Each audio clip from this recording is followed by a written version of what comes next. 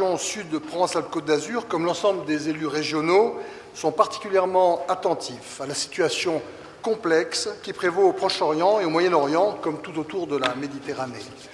De nombreuses crises plus ou moins localisées se développent ou tardent à se résorber dans un enchevêtrement difficilement lisible de causes et d'effets et ont tendance à gagner les pays voisins, voire malheureusement l'Europe. Particulièrement pour ce qui concerne les pays partenaires de l'institution régionale, les réfugiés syriens sont accueillis dans des conditions particulièrement difficiles au Liban et en Jordanie. Quant à l'Égypte, les groupes terroristes ne sont pas encore éradiqués. Parmi les nombreuses victimes de ces situations inextricables, les chrétiens d'Orient sont particulièrement touchés. Ils représentent une partie des réfugiés syriens au Liban et en Jordanie, et il faut les aider à garder l'espoir d'un retour. En Égypte, ils sont visés en tant que tels par des attentats sanglants, bombes dans des églises, mitraillage de convois de véhicules, des dizaines de victimes, des centaines de blessés sont malheureusement à déplorer. Pour rappel, le dimanche 9 avril 2017, 2 attentats à la bombe en Égypte avaient frappé des églises coptes à Tanta et à Alexandrie, en pleine célébration de la messe des Rameaux.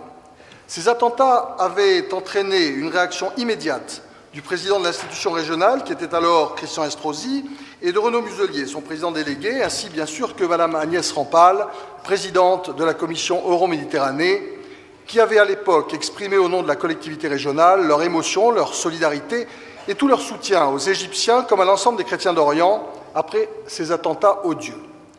La région Sud-Provence-Alpes-Côte d'Azur avait également décidé d'apporter un soutien financier aux victimes de ces crises et à leurs proches.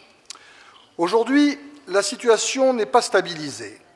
Les réfugiés syriens sont toujours au Liban pour 1,5 million d'entre eux et en Jordanie en nombre très important. La situation sécuritaire apparaît toujours très fragile en Égypte et au milieu de toutes ces crises, les chrétiens d'Orient apparaissent toujours comme des victimes entre les victimes.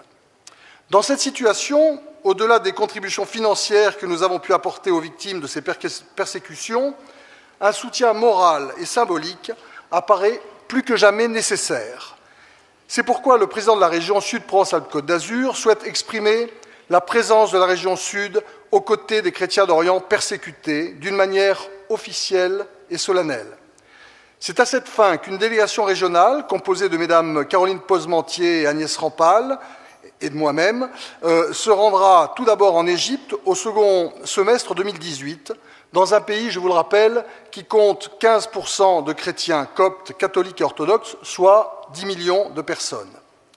Ce déplacement d'une délégation de l'institution régionale, forte de 3 élus régionaux, sera de nature à transmettre ce message fort d'amitié et de solidarité, non seulement aux chrétiens d'Orient, dont la situation apparaît particulièrement fragilisée, mais bien entendu également à l'ensemble des partenaires internationaux de la région Sud-Provence-Alpes-Côte d'Azur.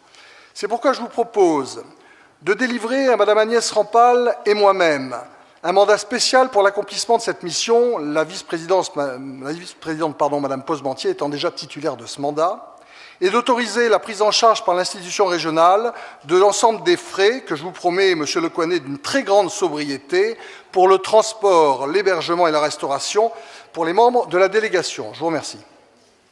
Merci pour ce travail, cette sobriété.